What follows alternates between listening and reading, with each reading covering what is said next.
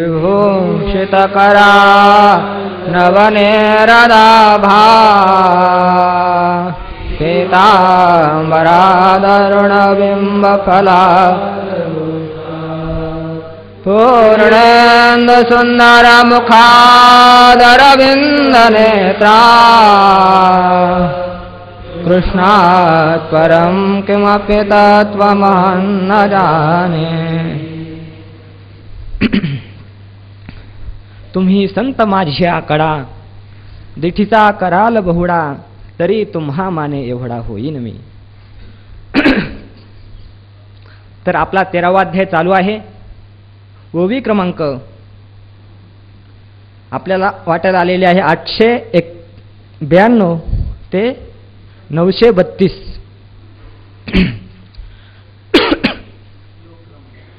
श्लोक क्रमांक 14. तर आचार्यांच्या मताप्रमाणे पहिले जे 6 अध्याय आहेत हे तोमपदाचं वर्णन करणार आहे. त्यानंतर ते जे 6 अध्याय आहेत हे तत्पदाचं वर्णन करणारे आहेत. आणि या 13व्या अध्यायापासून अस्खलित टळटळीत अशा स्वरूपाच्या वेदांत चिंतनाला आता सुरुवात झालेली आहे. भगवंतांनी पहिल्यांदा सांगितलं, भगवंत या अध्यायाची जी सुरुवात आहे भगवंताकडूनच झालेली आहे. भगवंत म्हणतायत इदम शरीरम तु कौंतेय क्षेत्रमित्य विधीयते. या शरीराला क्षेत्र असं म्हणतात आणि याला जो जाणतो त्याला क्षेत्रज्ञ असं म्हणतात. आणि त्यानंतर भगवंताने क्षेत्राचं स्वरूप काय आहे तर हे क्षेत्राचं स्वरूप 2 श्लोकांच्या द्वारा सांगितलं. महाभूतान्य हंकारो. त्यानंतर भगवंतानं प्रतिज्ञा केली होती मी क्षेत्रज्ञाचं स्वरूप सांगतो, परंतु क्षेत्रज्ञाचं स्वरूप एकाएकी सहज कळणे शक्य नाही. आणि म्हणून ते क्षेत्रज्ञाचं स्वरूप कळण्याकरता विशिष्ट अशा स्वरूपाचा अधिकार असावा लागतो. आणि तो अधिकार कोणता याकरता अमानित्व अदंभित्व अशा प्रकारची ही ज्ञानाची लक्षणं किंवा ज्ञानाची साधनं ही भगवंतांनी 5 श्लोकामध्ये सांगितले. आणि त्यानंतर ती साधनं सांगितल्यानंतर भगवंताने जी काही प्रतिज्ञा केली होती की क्षेत्रज्ञाचं स्वरूप सांगण्याची, तर ते क्षेत्रज्ञाचं स्वरूप काय आहे तर हे क्षेत्रज्ञाचं स्वरूप सांगण्याकरता भगवंतांनी प्रारंभ केला. नेयम यत्तत् प्रवक्ष्यामि यज्ञात्वा मृतमश्नुते अनादिमत्परम ब्रह्म न सत्तांना सदुच्यते. त्याला सतही म्हणता जाऊ शकत नाही आणि असतही म्हणता येत नाही. मग सतही नाही असतही नाही ते शून्य आहे की काय, विषय होत नाही मग ते शून्य आहे की काय अशी कुणाला शंका येईल. त्याकरता भगवान पुन्हा अध्यारोप करतायत. तर तो परमात्मा कसा आहे तर तो सर्वतः चक्षुः, त्याला सर्व चक्षु आहेत, सर्व बाजूने चक्षु आहेत. त्याचप्रमाणे सर्वतः पाणिपादम तत् सर्वतोक्षिशिरो मुखम सर्वतः श्रुतिमल्लोके सर्वमावृत्य तिष्ठती. सर्व बाजूने त्याला पाणी आहे म्हणजे हात आहे, पाय आहे. या ठिकाणी हात पाय हे संपूर्ण कर्मेंद्रियांचं उपलक्षण आहे. त्याचप्रमाणे अक्षी हे संपूर्ण ज्ञानेंद्रियांचं उपलक्षण आहे. अशा प्रकारे सर्वतः श्रुतिमत त्याला सर्व बाजूनी कान आहेत. अशा प्रकारे अध्यारोपाच्या द्वारा भगवान परमात्म्याचं वर्णन केलं. परंतु हे जे वर्णन हे देखील अध्यारोप जो आहे हा अध्यारोपासाठी अध्यारोप नाही, तर हा अध्यारोप अपवादा करता आहे. मग कुणाला वाटू नये भगवान परमात्म्याचं सगुण साकार स्वरूप आहे की काय, तर म्हणून तर ते पुन्हा सांगतायत त्याचा निराश व्हावा याकरता सांगतायत सर्वेंद्रिय गुणाभासम सर्वेंद्रिय विवर्जितम असक्तम सर्वभृच्चैव निर्गुणम गुणभोक्तृच. हा कसा आहे सर्वेंद्रिय गुणाभासम, संपूर्ण इंद्रियांचे जे गुण आहेत तर त्या गुणांच्या द्वारा आपल्याला प्रतीतीला येतो असा भाष्यकारांनी अर्थ केलेला आहे. मग गुणांच्या द्वारा प्रतीतीला येतो म्हणजे काय, म्हणजे आपल्याला जे काही शब्द स्पर्श रूप रसादी विषयांचं जे काही ज्ञान होतं आणि ज्या वास्तविक इंद्रिय जड आहेत, इंद्रियांना ज्ञान होणं शक्य नाही. मग जे अर्थी ज्ञान होतं हे ज्ञान कोणाद्वारा होतं तर त्या परमात्म्यामुळे होतं असा भाष्यकाराने अर्थ केला. परंतु ज्ञानोबराय म्हणतात सर्वेंद्रिय गुणाभासम, इंद्रिय आणि त्यांचे शब्दाधिक जे विषय आहेत तर त्या विषयाच्या रूपाने जो परमात्मा भासतो. कारण ज्ञानोबरायांनी याच्या पाठीमागचं अवतरण केलं होतं तेचे आता अवधारी म्हणजे ये नेत्रगोचरे आकारी, नेत्राला विषय होणाऱ्या ज्या आकारामध्ये ते ज्ञेय ज्याप्रमाणे व्यापक आहे तर ते आता अवधारी. नेत्राला विषय होणाऱ्या या जगतामध्ये ज्ञेय कशा प्रकारे व्यापक आहे तर ते आता अवधारी असं भगवंताने माऊलींनी सांगितलेलं आहे. आणि म्हणून या नेत्राला गोचर होणाऱ्या या आकारामध्ये भगवान परमात्मा व्यापक कसा आहे हा विषय भगवंताने या ठिकाणी सांगितलेला आहे. त्याचप्रमाणे मग तुम्हाला वाटेल मग इंद्रिय आणि विषयाच्या रूपाने हा परमात्मा भासतो, मग एवढाच आहे का? इंद्रिय आणि विषय असेल तरच भगवान परमात्मा आहे, नसेल तर नाही, असं आहे का? नाही. तर म्हणतात परमात्मा सर्वेंद्रिय विवर्जितम, सर्व इंद्रियांनी रहित अशा स्वरूपाचा परमात्मा आहे. असक्तम अर्थाचा कोणाशी संबंध नाही, असंबद्ध अशा स्वरूपाचा तो परमात्मा आहे. कारण परमात्मा असंगो नाही सज्जते, तोच एकटा परमार्थिक सत्तेतला आहे, बाकी विषम सत्तेतले असल्यामुळे त्याचा कोणाशी संबंध होऊ शकत नाही. त्याचप्रमाणे सर्वभूत सर्वांना धारण कसा करणार आहे हे आपण ज्ञानोबरायांच्या भाषेत पाहणारच आहोत. त्याचप्रमाणे निर्गुण अशा स्वरूपाचा आहे आणि गुणभोक्तृ अर्थात गुणांचा भोक्ता आहे. तर तो देखील कशामुळे आहे? अविवेकामुळे आहे, हे ज्ञानोबराय आपल्याला सांगणारच आहेत. तरी ते गा किरीटी ऐसे अवकाशी आकाश जैसे पटी पट होणे असे तंतू जेवी. तर या सर्वामध्ये परमात्मा व्यापक कसा आहे? तर भगवान माऊली सांगतायत हे किरीटी अशा प्रकार आहे. कशा प्रकारे? जसे आकाश जे आहे तर आकाश जसं अवकाशाच्या रूपाने असतं, अर्थात आकाश हे पोकळी कशा रूपाने असतं? पोकळीच्याच रूपाने असतं. किंवा तंतू जेवी तंतू पटी पट होणी असे, किंवा तंतू जे आहेत तर पटामध्ये कशा रूपाने आहेत? पट रूपाने जसे असतात. आणखीन दृष्टांत येतात माऊली, उदक होऊनी उदकी रसू जैसा अवलोकी दीपपणे दीपकी तेज जैसे. तर जो रस आहे तर आपण अवलोकन केलं तर जैसा रसू, ज्याप्रमाणे रस हा उदकी उदक होणे असे, उदकामध्ये उदकाशी अभिन्न होऊन अशा स्वरूपाचा रस राहतो, तसा हा भगवान परमात्मा या नेत्राला विषय होणाऱ्या संपूर्ण जगतामध्ये आहे. किंवा जैसे तेज जे आहे दीपकी दीपपणे, तर दिव्याच्या ठिकाणी तेज जे आहे ते ह्या दिवा या रूपानेच जसं असतं. किंवा आणखीन दृष्टांत देतात, कर्पूरत्वे कापुरी सौरभ्य असे जयापरी शरीर होवनी शरीरी कर्मजेवी. ही संपूर्ण माऊली दृष्टांतच देत आहेत. तर ज्याप्रमाणे कशा प्रकारे हो? तर सौरभ्य कापुरी कर्पूरत्वे असे, ज्याप्रमाणे कापुराच्या ठिकाणी सुगंध राहतो तर तो सुगंध कापुराहून भिन्न रूपाने राहतो का? नाही, तर कापुराहून अभिन्न रूपाने राहतो, कर्पूर रूपानेच राहतो. किंवा या शरीरामध्ये जे कर्म आहे तर कर्म जे आहे कर्म हे शरीरावरून भिन्न राहतं का? भिन्न राहत नाही. कारण कर्म जे आहे कर्माचं मूर्तिमंत स्वरूप म्हणजेच काय आहे? शरीर आहे. कारण ज्ञानोबराय म्हणतात आगा कर्मी जय उरावे तैतीही सुखदुःखी फळावे आणि तया ते भोगावया यावे देहाय का. अर्थात कर्माचं साकार स्वरूप म्हणजे हा देह आहे, म्हणजे तो तसा भिन्न नाही. किंबहुना तैसे पांडवा सोन्याची सोन्याचा रवा तैसे जे या सर्वा सर्वांगी असे. किंबहुना आणखीन फार किती दृष्टांत द्यावेत हे पांडवा अर्जुना. तर सोन्याची सोन्याचा रवा, सोने आणि सोन्याचा रवा अर्थात सोन्याचा तुकडा, यामध्ये भेद आहे का? सोन्याचा तुकडा म्हटलं काय आणि सोनं म्हटलं काय त्यामध्ये काही भेद नाही. तसं नेत्राला विषय होणारे हे जगत आणि परमात्मा यामध्ये भेद नाही. हे झालं अन्वयाच्या मुखानं पुन्हा पुन्हा या ठिकाणीच व्यतिरिक्ताच्या द्वारा दृष्टांत देऊन सांगणार आहेत. तैसे जे या सर्वा सर्वांगी असे, तसं त्याचप्रमाणे जे तत्व आहे, जे परमात्मा तत्व आहे तर ते सर्वा अर्थात सर्वामध्ये सर्वांगी असे, सर्वांच्या रूपानं या जगतामध्ये आहे. परंतु मग तुम्ही म्हणाल म्हणजे ते म्हणजे हे आणि हे म्हणजे ते असंच आहे का? नाही. तर त्याकरता ते सावध करण्याकरता तुम्ही असं समजू नये की जगत म्हणजेच ब्रह्म आणि ब्रह्म म्हणजेच जगत, असा तुमचा गैरसमज होऊ नये याकरता पुन्हा व्यतिरेकाच्या माध्यमातून माऊली दृष्टांत देतात. परी म्हणजे वरच्याचं निवारण करता म्हणतात परी रवीपणा माझी वडे तव रवायसे आवडे वाचुनी सोने सांगडे सोनया जेवी. तर कशा म्हणतात? रवीपणा माझी वडे. तर रव्याच्या रूपात असणारा जो सोना आहे तर त्यावेळेस काय वाटतो? रवा वाटतो. रवा म्हणजे सोन्याचा तुकडा आहे असं वाटतो. वाचुनी या वाचुनी सोने रवीपणा माझी वडे तव रवायसा वडे या वाचुनी जेवी सोनया सांगडे नाही. तर म्हणतात सोने जे आहे तर रवीपणामध्ये अर्थात तुकडे स्वरूपात जर असेल तर आपल्याला काय वाटतं? तो तुकडा आहे असं वाटतं, सोनं आहे असं वाटत नाही. त्याप्रमाणे पण वास्तविक काय आहे?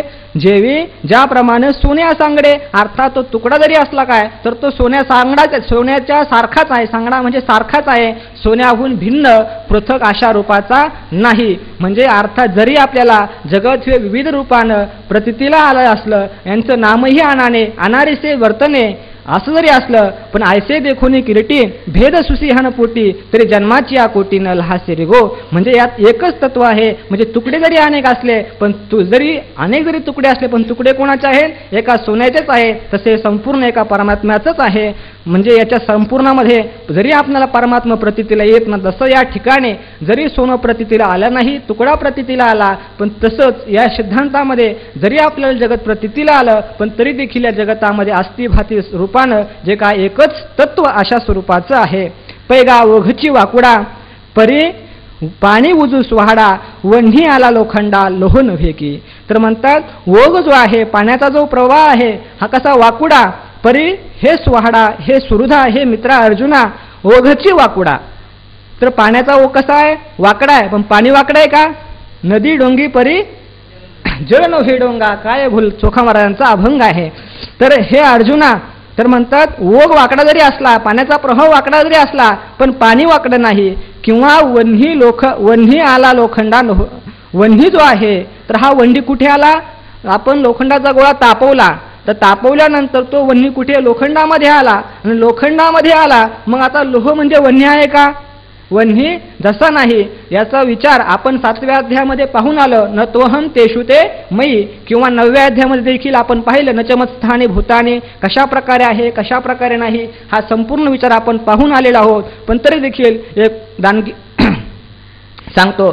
तर या ठिकाणी परमात्मा सांगतात नत्वहं तेषु ते मयी, अहं तेषु न आणि ते मयी. मी त्यांच्यामध्ये नाही म्हणजेच काय? तर मी त्यांच्यामध्ये नाही म्हणजे मी त्यांच्या अधीन नाही. म्हणजे ते असतील तर मी आहे आणि ते नसतील तर मी नाही असं मात्र नाही. आणि ते माझ्यामध्ये आहेत म्हणजेच काय? माझ्या वाचून त्यांना स्वतंत्र सत्ता नाही. मी असेल तरच ते, मी नसेल तर ते नाही. परंतु ते असतील तरच मी असं मात्र नाही. यालाच म्हणतात नतोहं तेषु ते मयी. तर तेच या ठिकाणी सांगतायत घटाकारे वेटाळे तेत नभगमे वाटोळे मठी जरी तरी चौफळे आहे दिसे.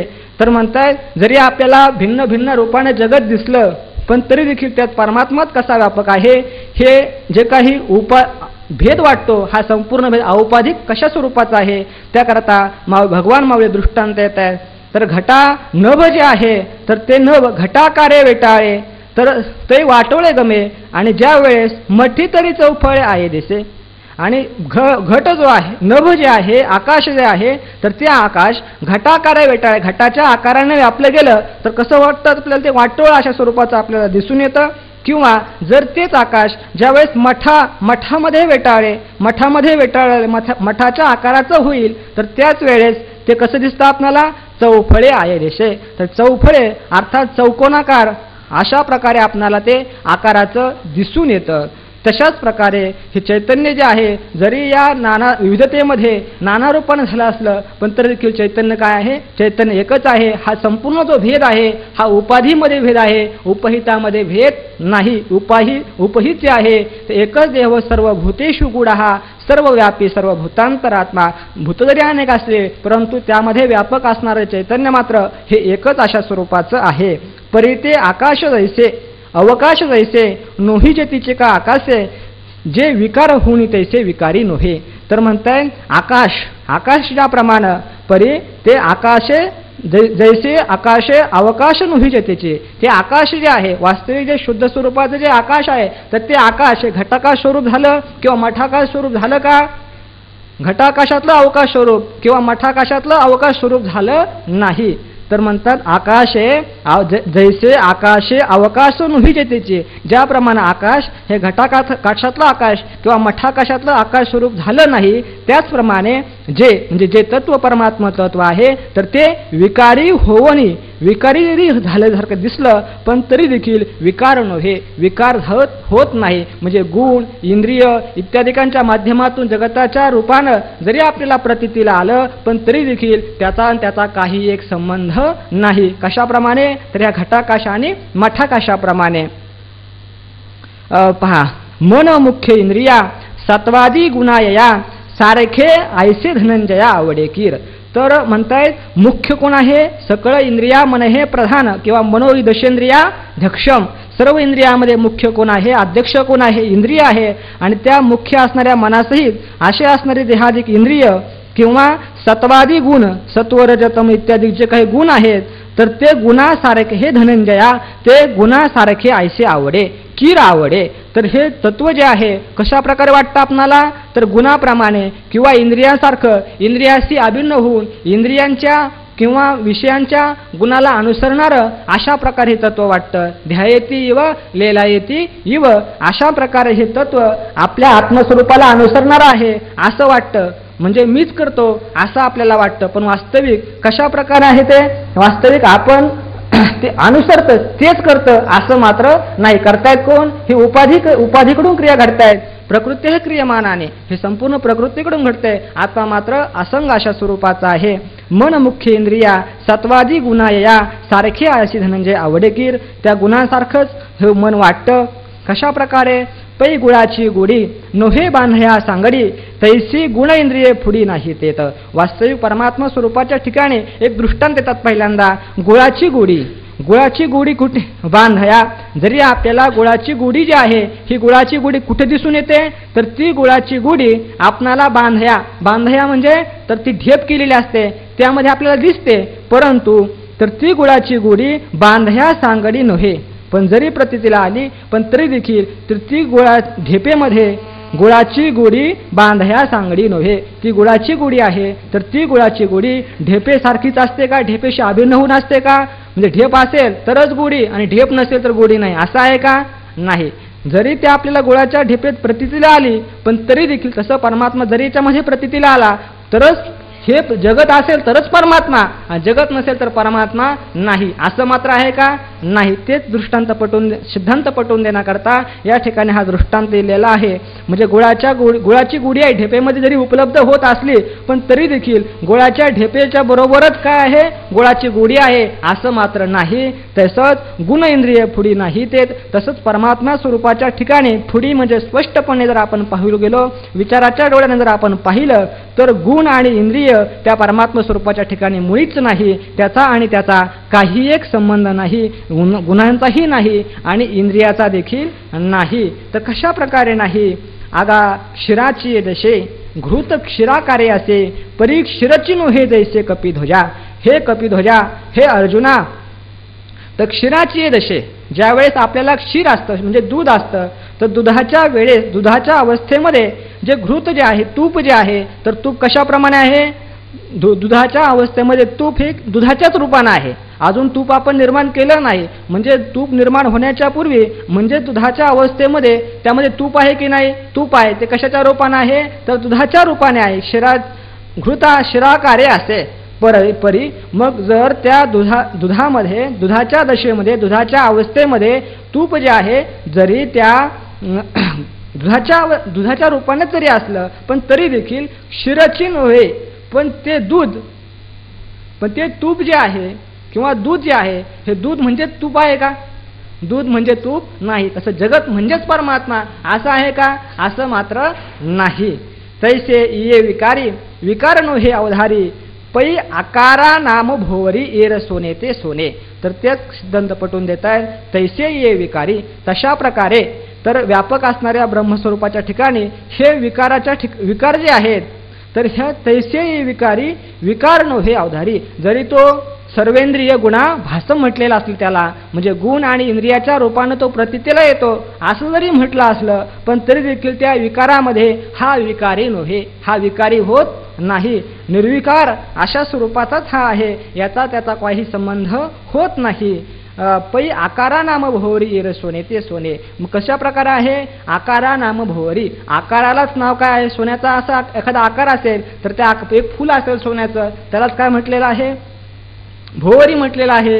परंतु त्या सोनेपणामध्ये किंवा वेगवेगळे दागिने असतील तर त्यामध्ये जरी भिन्नता असली पण सोनेपणामध्ये काही भेद आहे का, सोनेपणामध्ये काही भेद नाही. या उघड मराठिया ते वेगळेपणे धनंजया जान गुण इंद्रियापासून या. तर हे अर्जुना, तुला आता मी घडीत अनेक प्रकारे दृष्टांत दिले असतील, त्यामुळे तुला कधी अवित्र्यक दृष्टांत दिले, कधी अन्वयाचे दृष्टांत देऊन समजून सांगितलं, तुझा गोंधळ झाला असेल. त्याकरता तुला सरळ आणि स्पष्ट मराठी भाषेमध्ये सांगतो म्हणताय.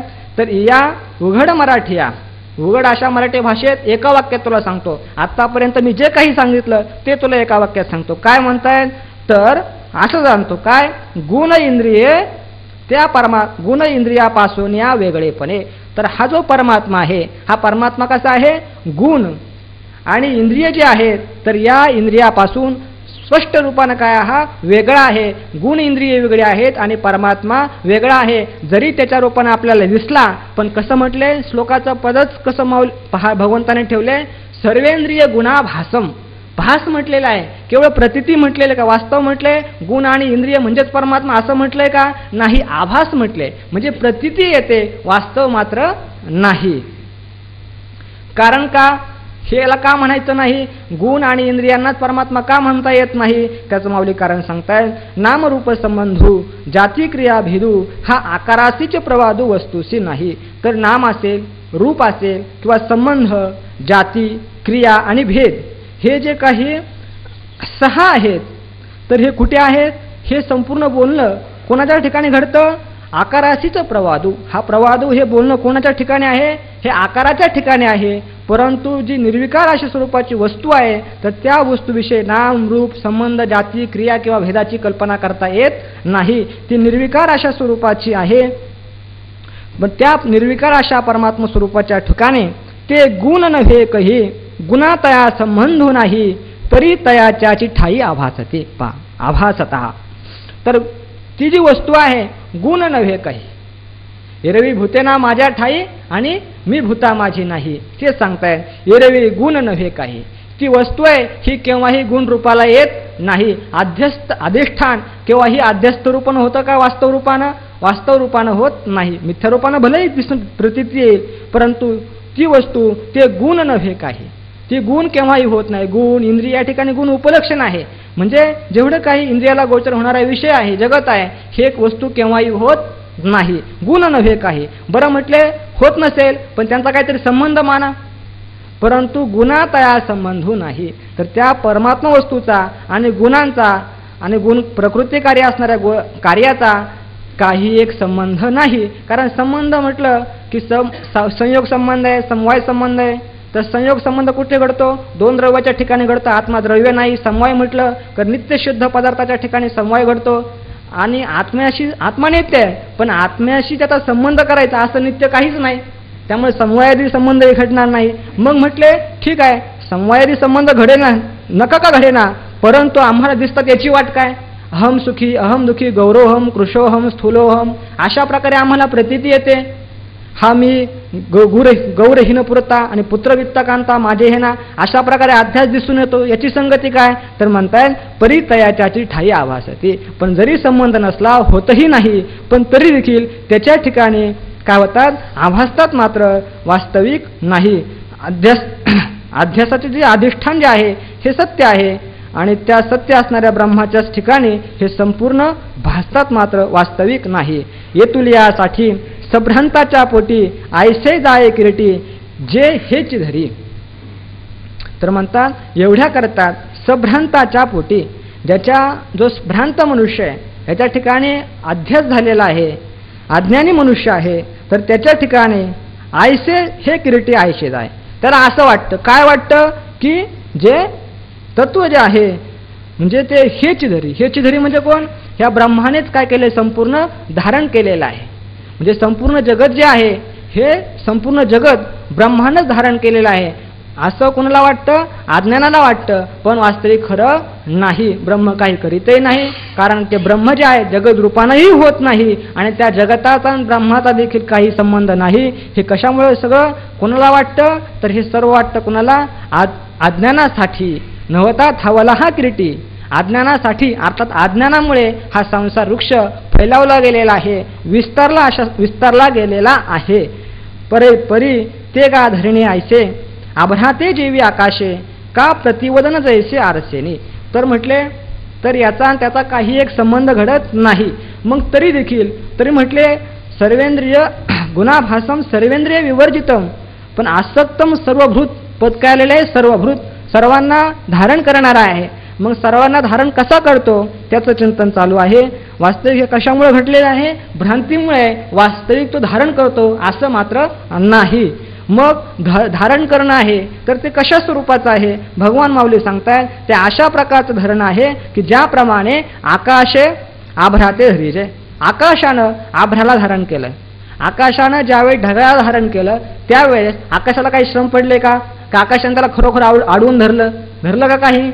काही अडवून धरलं नाही. केवळ व्यवहार झालेला गेलेला आहे. तसंच या परमात्म्याच्या सच्चित आणि आनंद अशा परमात्म्याच्या अधिष्ठानावर हे सर्व काही घडतं. परमात्मा काही करीत नाही, कारण त्याचा आणि त्याचा कधी संबंध होतच नाही.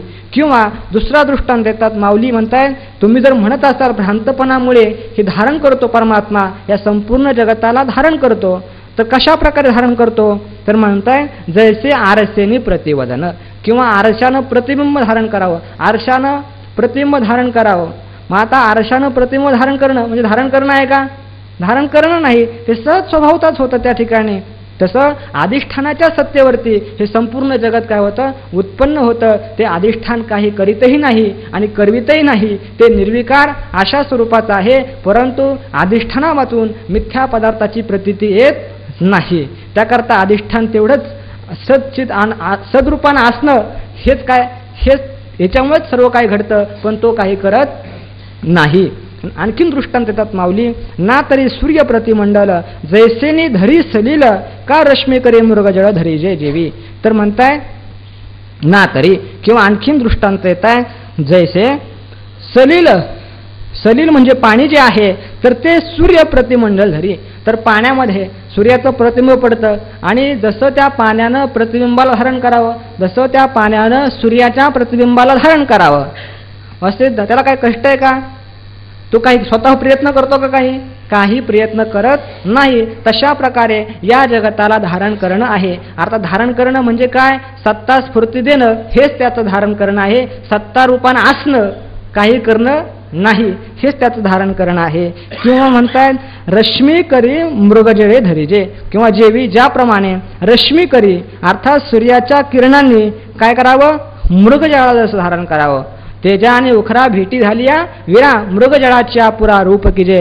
तेज आणि उखरभूमी यांचा संबंध झाल्यानंतर मृगजळ उत्पन्न होतं माऊली म्हणताय. तसं तर ज्या ठिकाणी काय रश्मी करी सूर्याची किरणं आहेत आणि त्या सूर्याच्या किरणाने काय केलं म्हटलं? मृगजळाला धारण केलं. काय धारण केलं का त्यानं काही केलं नाही. तैसे का संबंधे विन या सर्वात धरी निर्गुण परी ते वाया जाण मिथ्या दृष्टी.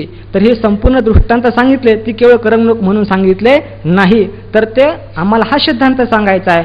तैसे का संबंध विन या सर्वात ते निर्गुण धरी. वास्तविक या गुण आणि इंद्रियांचा किंवा प्रकृती कार्याचा अधिष्ठान तत्वाशी काही एक संबंध नाही, किंवा तो तसं होतही नाही.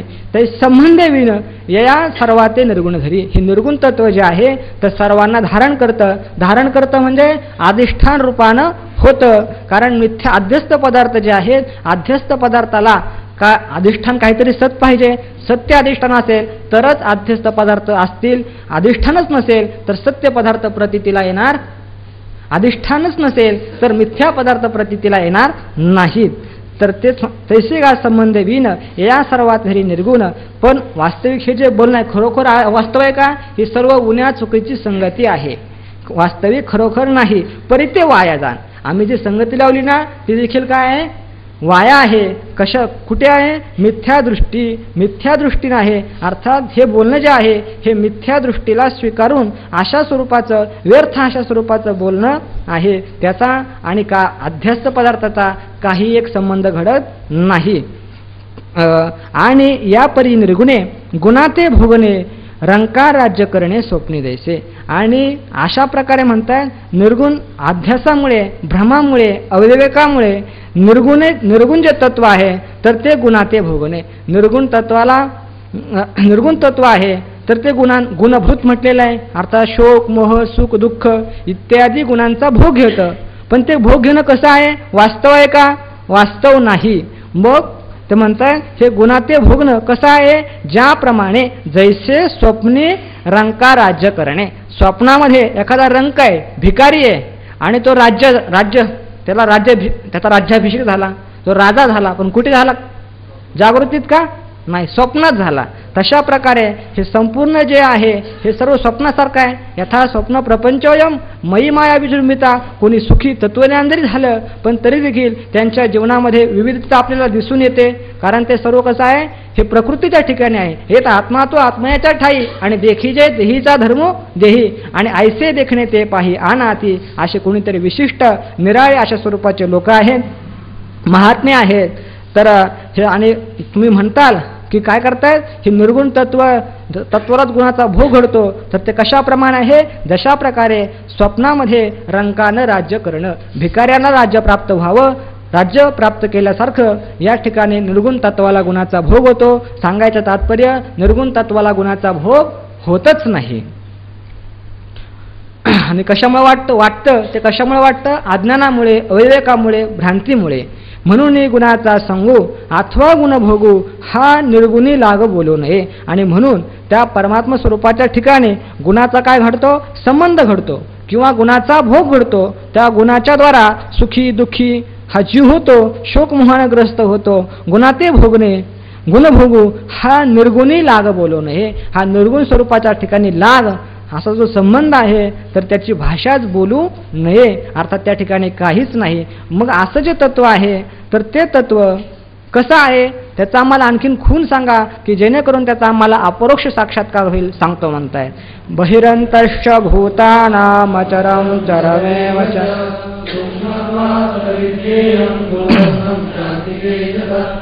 तर ते तत्व कसं आहे म्हणतात, भूतानाम बहि अंता, प्राणीमात्रांच्या बाहेरही आहे आणि आतही आहे. प्राणीमात्रांच्या बाहेर आहे म्हणजे स्थूल देहाच्या या त्वचेपर्यंत आहे आणि आतही आहे. अर्थात जे सूक्ष्म तत्व आहे, महतत्व इत्यादी प्रकृती तिथपर्यंत याचा विस्तार आहे. बहि अंतः. मग म्हटले आत आणि बाहेर आहे, मध्ये नाही का, तर तसं नाही म्हणतायत. आचरम चरमेवच, आचर आणि चर मध्ये देखील आहे. आणि ते परमात्मा तत्व जे आहे तर ते आपल्याला कळतं का कळत नाही, अविज्ञेय काय आहे तर म्हणतात सूक्ष्मत्वात, सूक्ष्म असल्या कारणानं. आणि ते कसं आहे, दूरस्थम अंत्यकेच, तत् दूरस्थम, ते दूरही आहे आणि जवळही आहे. हे पहिल्यासारखं झालं, वदतो व्याघात न सत्तना सद उच्यते. ते दूरही आहे आणि जवळ आहे. हे असं का म्हटलं तर म्हणताय दूर जे आहे तद दूरे तद्वंतिके. कठोपनिषदामध्ये ते दूरही आहे आणि ते जवळही आहे. मग दूर कुणाला आहे आणि जवळ कुणाला आहे, जो तत्ववेत्ता आहे त्याला ते तत्व काय, यत साक्षात अपरोक्षम ब्रह्म, अपरोक्ष आहे. आणि जो अज्ञानी पुरुष आहे तर त्याला ते परोक्ष अशा स्वरूपाचा आहे, म्हणून त्याला ते दूरही दूर आहे. जे चराचरा भूता माझी असे पण सुता, नाना वन्ही उष्णता भेदे जैसी. तर हा परमात्मा चराचरामध्ये व्यापक कसा आहे तर त्यासाठी दृष्टांत देऊन सांगताय, जैसी वन्ही उष्णता अभेदे. अभेद स्वरूपानं वन्ही आणि उष्णता वेगळी करता येते का, नाही, अभेद रूपानं असते. तशाच प्रकारे हा परमात्मा देखील या चराचरा भूतामध्ये असते. चर अर्थात जड स्थावर जंगम या संपूर्ण भूतामध्ये परमात्मा हा व्यापक रूपानं भरलेला आहे. कशा प्रकारे, तैसेने अविनाश भावे, जे सूक्ष्म जसे आघवे, व्यापून असे ते जाणावे ज्ञेयथ. तर तैसेने अविनाश भावे, तो कशा रूपाने आहे, अविनाश भावे आणि सूक्ष्म धर्माने आघवे व्यापून असे ते ज्ञेय येथ जाणावे. तर ते ज्ञेय या ठिकाणी कशा प्रकारे जाणायचं, भगवान माऊली सांगतात अविनाश भावे, अर्थात तो अविनाशी अशा स्वरूपाचा आहे.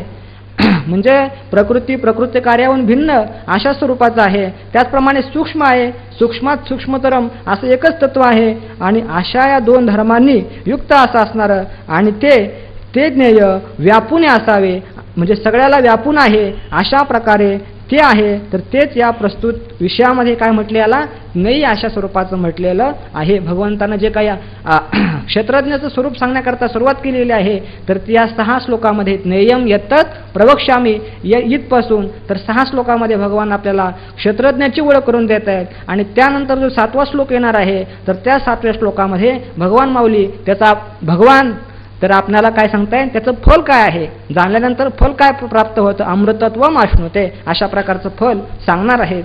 जे एक आतू बाहेरी, जे एक जवळी दुरी, जे एक वाचुनी परी दुजे नाही. तर ते तत्व कसं आहे, तर जे एक तत्व आहे आतू बाहेरी आणि जवळी दुरी, आतही आहे आपल्या आतमध्ये आहे आणि बाहेरही आहे. त्याचप्रमाणे आपल्या जवळही आहे आणि दूरही आहे. एकाच वेळेत माऊलीने सगळा अर्थ आणून टाकला. जे एकवाच एवढंच नाही, ते आत आहे, बाहेर आहे, जवळ आहे, दूर आहे एवढंच नाही, जे एक वाचून दुजी परी नाही, ते एकच आहे, दुसरं काहीच नाही. निह नानास्ती किंचन एकमेवाद्वितीयम ब्रह्म निह नानास्ती किंचन. नाना नाहीच, एकच एक तत्व आहे. क्षीरसागरीची गोडी माझी बहु थडीये थोडी, हे नाही तया परवडी पूर्ण जेव. हे नाही तया परवडी पूर्ण जेगा. तर ते कसं आहे? पूर्ण अशा स्वरूपाचं आहे. कशा प्रकारे? दृष्टांत सांगतायत. क्षीरसागरीची गोडी माझी बहु आणि थडीये थोडी. असं आहे का? क्षीर समुद्र आहे, पाण्याचा नाही होईल. कशाचा आहे तो? तर क्षीर दुधाचा आहे. दुधानं परिपूर्ण अशा भरलेला समुद्र आहे आणि त्या समुद्रामधली जी काय दुधाची गोडी आहे तर ती माझी बहु, म्हणजे मध्यभागी पोहून गेल्यानंतर त्या ठिकाणी दूध फार गोड लागणार आहे. आणि कडेला जर आपण पिलं तर ते कसं आहे? तर थडी आहे थोडी. कडेचं दूध कसं आहे? थोडं गोड आहे आणि मधलं दूध भरपूर गोड आहे. असं काय आहे का? नाही. गोडी एक रूपानंच आहे. बघा माऊली किती दृष्टांत सुद्धा तोलून मोलून देत आहेत. जर ऊस म्हटलं असतं तर ऊसाचं काय असतं? खाली गोड असतं आणि वर कसं असतं? पांचट लागतं. तसं आहे का? त्याकरता माऊलीने दृष्टांत पहा कसा घेतलाय. क्षीरसागरीची गोडी. तर हे तया परवडी नाही. ते ही जी परवडी प्रकार जो आहे हा क्षीर समुद्राच्या ठिकाणी नाही. मग ते कसं आहे? पूर्णमदहा. ओम पूर्णमदः अधः पूर्णम, पूर्ण इदम पूर्णम है ना. संपूर्ण कार्य स्वरूप कारण स्वरूप सर्व काय? पूर्णात पूर्ण मुदच्यते. मग म्हणे सर्वत्र सच्चिदानंदू मीच एकच सतसिद्धू, जो आपणे नसे भेदू नेनो निदाने. अशा प्रकारचे जे पूर्ण अशा स्वरूपाचं स्वरूप आहे, पाणीच पाणी. तर स्वेदजादी प्रभृती वेगळाल्या भूती जयासिया अनुस्थिती खोमणे नाही. मग आता म्हटले पूर्ण आहे. मग पूर्ण केव्हा आहे? सृष्टी उत्पत्तीच्या पूर्वी पूर्ण असेल. सृष्टी उत्पन्न झाल्यानंतर पूर्ण राहतं का? त्यात काय बदल होतो का? तर म्हणताय स्वेदज आदी प्रभृती वेगळाल्या भूती. स्वेदज इत्यादी जे आहे, स्वेदज, जारज, उद्भिज, अंडज ही जी काही खाणी सांगितलेली आहेत तर इत्यादी वेगळाल्या भूती अनेक भूत जरी उत्पन्न केली पण तरी जयाची अनुस्थिती, त्यामध्ये परमात्मा अनुस्थित झाला, व्याप्त असला तरी देखील खोमणे नाही. तो परमात्मा कमी होतो का? सर्वांमध्ये अनुष्ठित झाला मग आता परमात्मा शिल्लकच राहिला नाही असं आहे का? नाही. तो खोमणत नाही, कमी होत नाही. अर्थात सर्वाला व्यापून देखील विश्वत्व वृत्वा आत्यतिष्ठ दशांगुलम. आणि त्रिपाद असते स्वयंप्रवाह, अर्थात चार पादाची कल्पना करून एका पादामध्ये संपूर्ण जगत व्यापले आणि त्रिनिपाद तो परमात्मा स्वयंप्रकाशाच्या स्वरूपाचा शिल्लक आहे. उलट ते सांगतात परमात्मा खोमणे नाही, अर्थात तो कमी होत नाही. पै श्रोते मुख्य टिळका घट सहस्रा अनेका माझी बिंबवनी चंद्रिका न भेदे जेवे. तर भगवान अर्जुनाला किंवा भगवान माऊलींच्या मुखातून अर्जुनाविषयी आदर व्यक्त करतायत. अर्जुन कोण आहेत? नव्हे की ज्ञानोबारांच्या समोर टिळक होते का? लोकमान्य टिळक नाही. तर या ठिकाणी अर्जुनाला विशेषण देत आहे श्रोते मुख्य टिळका. तर श्रोत्यामध्ये मुख्य कोण आहेत? टिळक आहेत असे नाही. तर श्रोते मुख्य टिळका. श्रोत्यामध्ये मुकुट स्थानी असणारे जे टिळक आहे, टिळा आहे तो मुख्य स्थानी आहे. तसं सगळ्यामध्ये मुख्य श्रोता कोण आहे? अर्जुन आहे. कारण अर्जुनाची भगवंताने किंवा ज्ञानोबारायाने अनेक ठिकाणी स्तुती केलेली आहे. परिसनयाच्या राया ऐके बापा धनंजया, किंवा आणखी भरपूर ठिकाणी म्हटलेलं आहे. अर्जुन कसा आहे? अगस्त्य जो आहे अगस्त्युनी हा अगस्तीची दुसरा, अगस्त्य श्रीकृष्णोक्ती सागर हा अगस्तीची दुसरा. अशा प्रकारे ऐकेका प्राज्ञाकांता किंवा अर्जुना तू परिसोने अनुष्ठिशी, अशा प्रकारे भरपूर ठिकाणी ज्ञानोबारायांनी अर्जुनाची स्तुती केलेली आहे. म्हणून हे अर्जुना ऐक. तर काय म्हणताय? अनेका घट सहस्रा माझी बिंबवनी चंद्रिका जेवी न भेदे. जेवी अनेका घट सहस्रा माझी, अनेक हजारो अशा स्वरूपाचे घट असे मडके तयार करून ठेवलेत आणि त्यामध्ये पाणी ओतलेले. हजारो मडके या ठिकाणी ओतलेत, भरून ठेवलेत आणि त्यामध्ये अनेका माझी चंद्रिका, रात्रीच्या वेळेस अनेक प्रकारचे मडके पाण्याने भरून ठेवलेत आणि त्यावेळेस ती चंद्रिका त्या मडक्यामध्ये बिंबते. प्रतिबिंब त्याचं चंद्राचं प्रतिबिंब त्या हजारो मडक्यामध्ये पडतं. पण तरी देखील तो चंद्र त्या भेदाला प्राप्त होतो का? नाही. दिसतो की नाही? दिसतो, पण वास्तविक भेदाला प्राप्त होत नाही. तसं चित्रविचित्र स्वरूपाचं अनेक जरी जगत दिसलं पण तरी देखील त्या सर्वामध्ये एकच एक चैतन्य व्याप्त आहे, चैतन्यामध्ये भेद नाही. अशा प्रकारे हा भगवान परमात्मा सर्वांमध्ये व्याप्त आहे. जरी तो आपल्याला उपाधी रूपाने भिन्न भिन्न दिसला पण तरी देखील तो उपाधीच्या विकारानं व्यापला जात नाही.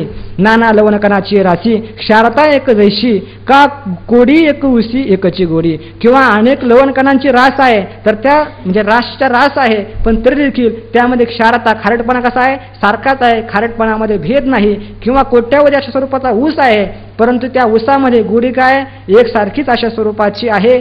तर ते सांगतात भगवान परमात्मा भिन्न भिन्न असणाऱ्या जगतामध्ये एक रूपानं कसा आहे. अविभक्तम च भूतेषु विभक्तमेव च स्थितम.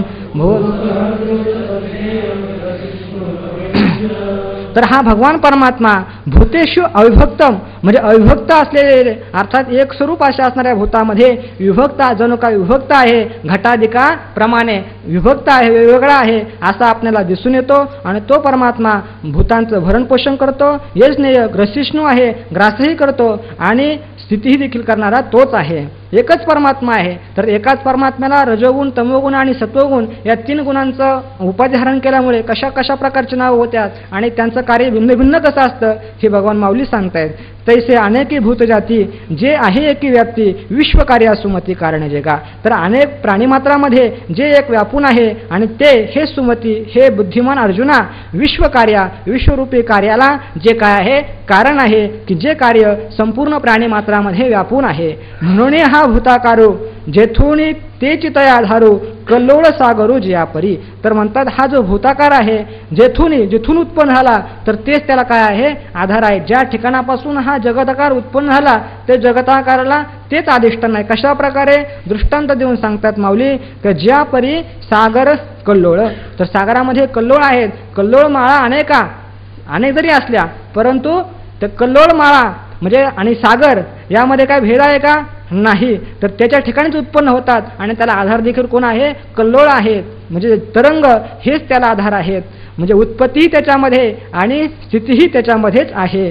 तसं हे सर्व परमात्मा स्वरूपाच्या ठिकाणी आहे. बाल्यादी तिन्ही वयसी काया एकची जैसी तैसे आधी स्थिती राशी अखंड जे. तर म्हणताय एकच काय आहे शरीर काय आहे एकच आहे, पण एकाच शरीराच्या ठिकाणी बाल्यादी तिन्ही वयसी तर 3 अवस्था प्राप्त होतात. बाल्य, तारुण्य आणि वार्धक्य हे जसे एकाच शरीराच्या ठिकाणी घडून येतात तैसे आधी स्थिती राशी अखंड जे. त्याचप्रमाणे विश्वाच्या उत्पत्ती स्थिती आणि प्रलयामध्ये जे काय असतं अखंड रूपानं असतं, त्यामध्ये भेद होत नाही, एक रूपानं असतं. जरी सृष्टीची उत्पत्ती झाली काय, स्थिती झाले काय आणि किंवा लय झालं काय, त्या तत्वामध्ये काही एक बदल होत नाही. जसं एकाच शरीराच्या ठिकाणी 3ही अवस्था जरी बदलल्या तर तो जीव कसा आहे एकच अशा स्वरूपाचा आहे. सायं आणखीन दृष्टांत देत आहे. सायं प्रातर मध्यान्ह होता जाता दिनमान जैसे का गगन पालटे ना. किंवा गगन आहे तर आकाशामध्ये तर क्रमाक्रमानं सायं संध्याकाळ प्रातःकाळ म्हणजे सकाळ आणि मध्यान्ह म्हणजे दुपार एकाच दिवसाच्या वेळेस एकाच दिवशी तर हे होतात. पण तरीसुद्धा एकाच दिवशी आकाशामध्ये सकाळ दुपार आणि संध्याकाळ होते. हे 3 जरी झाले पण तरी देखील गगन पालटे ना. ज्या आकाशात घडतात त्या आकाशावर त्याचा काही एक परिणाम होत नाही. तसं या परमात्मा स्वरूपाच्या ठिकाणी जरी उत्पत्ती झाली स्थिती झाली किंवा लय झाला त्या परमात्मा स्वरूपाच्या ठिकाणी त्याचा काही एक परिणाम होत नाही. कारण अध्यस्त पदार्थ जो आहे अधिष्ठानाला काही अनुकूलही होत नाही किंवा प्रतिकूलही होत नाही. आगा सृष्टी वेळे प्रियोत्तमा जया नाव म्हणती ब्रह्मा व्याप्ती जे विष्णू नामा पात्र झाले. तर सृष्टीच्या वेळेस किंवा व्याप्तीच्या ठिकाणी दुसरा एक पाठ आहे स्थितीचे वेळे स्थिती जे विष्णू नामा पात्र झाले. व्याप्ती किंवा स्थिती. आगा सृष्टी वेळे सृष्टीच्या हे प्रियोत्तमा प्रियामध्ये सगळ्यात उत्तम सर्वश्रेष्ठ असे असणाऱ्या अर्जुना सृष्टीच्या उत्पत्तीच्या वेळेस ज्याला काय नाव येतं रजोगुणाच्या उपाधीनं त्याच तत्वाला ब्रह्मदेव नाव येतं. आणि व्याप्तीच्या वेळेस व्याप्ती म्हणजे भगवान विष्णू व्यापक असा जो आहे तर त्यामुळे त्याला काय विष्णू नाम प्राप्त झालं. किंवा स्थितीच्या वेळी किंवा प्राणीमातांची स्थिती करताना त्याला विष्णू अशा प्रकारचं नाव प्राप्त झालं. पण तत्व किती आहे एकच आहे, 2 किंवा 3 नाही.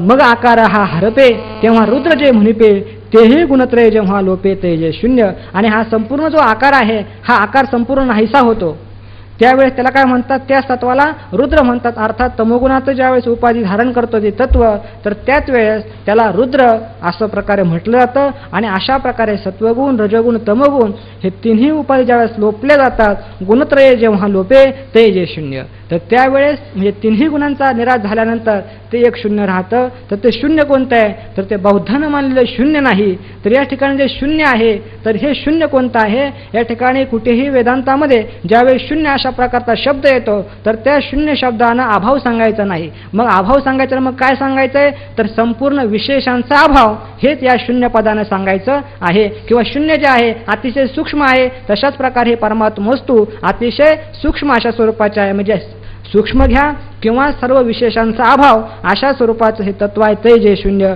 नभाचे शून्यत्व गिळुनी गुणत्रयाते नुरवुनी ते शून्य ते महाशून्य श्रुती वचन संमत.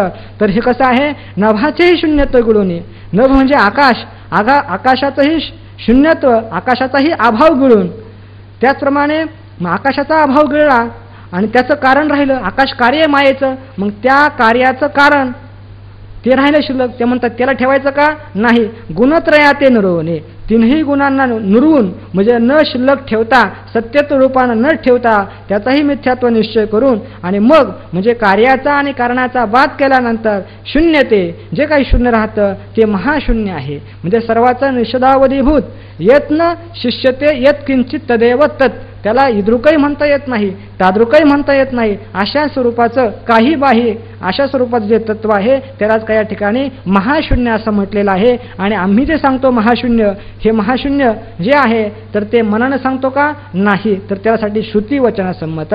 तर त्याविषयी श्रुती हे श्रुतिवचन आहे. काय श्रुतिवचन आहे, असदैव इदमाग्रे आसीत, हे संपूर्ण जगत जसं सदैव संवेदमाग्र अशी श्रुती आहे तशीच असदैव इदमाग्र आसीत, हे संपूर्ण इद म्हणजे जगत आग्रे सृष्टी उत्पत्तीच्या पूर्वी असद्रूप होतं. असद्रूप होतं म्हणजे आत्ताच आपण अर्थ पाहिला, सर्व विशेषाच्या अभावानं युक्त होतं, म्हणजे त्या ठिकाणी कोणताही विशेष नव्हता. अशा स्वरूपाची श्रुती देखील याला प्रमाणभूत आहे. आणि हे जे तत्व आहे मग ठीक आहे, एवढं आतापर्यंत तुम्ही 2-3-4 श्लोकामध्ये सांगितलं, पण ते तत्व आम्हाला गोचर होत नाही. मग ते अंधारामध्ये आहे का, झाकलेलं गेलेलं आहे का, तर नाही म्हणतात. ज्योतिषामपि तज्ज्योतिः तमसः परमुच्यते ज्ञानं ज्ञेयं ज्ञानगम्यं.